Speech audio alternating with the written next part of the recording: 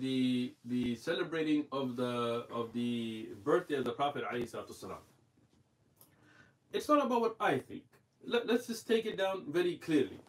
In the Quran, we have Aqimu Salah, establish the Salah. You have the Ahkam of Ramadan. You have the rulings about Hajj. And then those are further explained by the Prophet ﷺ.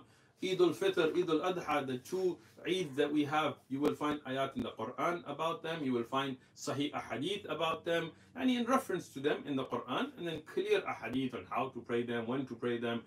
Even how the Prophet ﷺ went to the Eid and how he came back and how he dressed and how he gave the khutbah. All of that detail is there. Regarding Mawlid or Miladun Nabi, there is no ayah in the Quran about it. I mean, nothing. People can try to misuse the Quran, but reality is there's nothing in the Quran about it. There is nothing in Sahih Ahadith about it. Now think about that.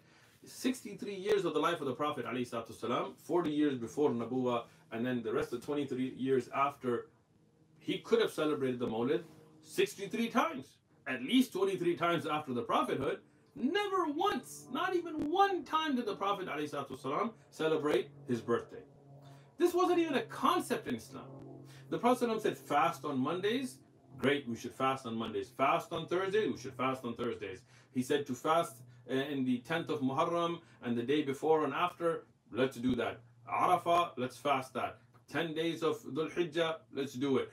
All of those ibadat, he showed us. Great. He never once told us that on the 12th of Rabi al-Awwal, throw a party, get some food, sing some songs. Oh, he didn't. He showed us the celebrations of Islam. Eid al-Adha. How do you celebrate Eid al-Adha? Ayam al-Tashriq. How do you deal with the 3 days after? When do you do your dhabha? How do you greet people? How do you pray? All of that detail you can find in the Quran, in Hadith, in the Afal al-Sahaba. Nothing about Mawlid. Nothing. Eid al-Fitr, on the day of Eid, after Ramadan. You know, you eat breakfast before going. All of that detail is there, right? How he used to pray Eid al-Fitr a little bit later so people could eat Eid al-Adha a little early. All of that detail. Nothing about Mawlid. Now, let's take it back to the Sahaba. And the ones who loved the Prophet. Sometimes when you don't celebrate the Mawlid, people think, oh, you don't love the Prophet.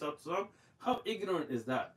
Abu Bakr, Umar, Uthman, Ali, Aisha, Khadija, Hassan, Hussein, Abdullah ibn Abbas, Abdullah ibn Mas'ud, Hamza, Abdurrahman bin Auf, such beautiful, radiyallahu anhum, such beautiful Sahaba. They loved the Prophet ﷺ, and they were the most beloved to him. Not a single one of them celebrated Mawlid. Not a single one of them. Think about that. If not celebrating Mawlid means you don't love the Prophet ﷺ, does that mean Abu Bakr didn't love Rasulullah radiyallahu anhu? Does that mean Umar and Uthman and Ali and Aisha and Khadija and Abdullah ibn Abbas and all of these Sahaba radiyallahu anhum, you think they didn't love Rasulullah sallallahu alaihi wasallam? Wallahi, they were true in their love more than us. They sacrificed their life. Look at Hamza radiyallahu anhu. Look at Sa'd ibn Waqqas radiyallahu anhu, the first one to shoot the arrow for Islam. Look at the Sahaba who bled. Look at Ali radiyallahu anhu that slept in the bed of Rasulullah when he was making hijrah. Look at Abu Bakr radiyallahu anhu that was with him in the ghar, protecting him. They loved the Prophet. They gave Khabbab radiyallahu anhu, Ka'b radiyallahu anhu, they gave their lives for Islam. Mus'ab ibn Umair, cut up, shaheed for Islam. They loved Islam. They loved Rasulullah. None of them celebrated Al-Mawlid. None of them heard of Al-Mawlid. None of them mentioned Al-Mawlid. Now, you go past the Sahaba, the four greatest Imams in fiqh. Imam Abu Hanifa, Imam Malik, Imam Shafi, Imam Ahmad. None of them celebrated Mawlid. None of them even heard of Mawlid. The greatest scholars in Hadith, Imam al-Bukhari, Imam Muslim, Imam Abu Dawud, Ibn Majah, An-Nisai, At-Tirmidhi, Ahmad, Malik. May Allah be pleased with the great scholars of Hadith. None of them celebrated Mawlid. Huh? So where did this come from? Centuries later, this bid'ah, this innovation was introduced into the ummah, imitating the Christians in their Christmas.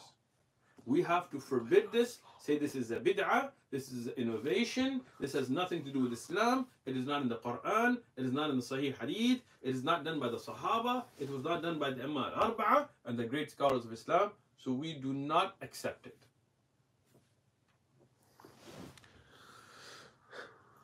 How do I give da'wah to my family who are all Brailwi?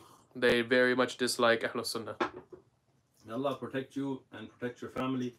how to give da'wah to the Brelwiya, those that have gone to this aqidah where they believe that Rasulullah sallallahu alayhi wasallam is at all places at all times, and they have this belief that Rasulullah sallallahu alayhi wasallam has the knowledge of ghaib, of the unseen completely, and they believe that many other beliefs that are in shirk. They make dua to the Prophet alayhi salatu wasalam instead of making dua to Allah directly. They will say, Ya Muhammad, give me this and that. May Allah protect us from such things. Is to give da'wah towards Tawheed. Tell them, look, if you're going to make dua to Rasulullah sallallahu alaihi wasallam, then what's the difference between that and a Christian making dua to Isa ibn Maryam? He was also a Nabi of Allah. So when they say Jesus, yeah, I'm praying to Jesus, and you're praying to Muhammad alayhi salatu wasalam, this is wrong. Allah says, إِيَّاكَ نَعْبُدُ وَإِيَّاكَ نَسْتَعِينُ. We worship none but Allah, and we ask from none but Allah. So this is direct, only for Allah. We don't worship through people. We don't worship to people, thinking this is going to, like the Hindus have this idea of worshiping like a statue, and then it's going to get them to the Brahman, Vishnu, whatever else. Whatever.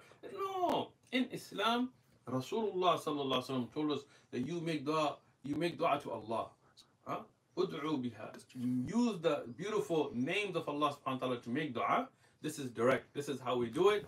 So give da'wah towards them, towards Tawheed. Give them da'wah towards the Quran. Tell them, how could you think that Rasulullah has all the unseen knowledge when you can read Surah Al-Mulk, you can read the Quran about the Day of Judgment. Rasulullah says that nobody knows this but Allah. Huh? So this is how you give da'wah. And inshallah, you have our videos on Aqidah, you have the videos on Seerah, you can watch them, you can take that knowledge and pass it on to them, inshallah.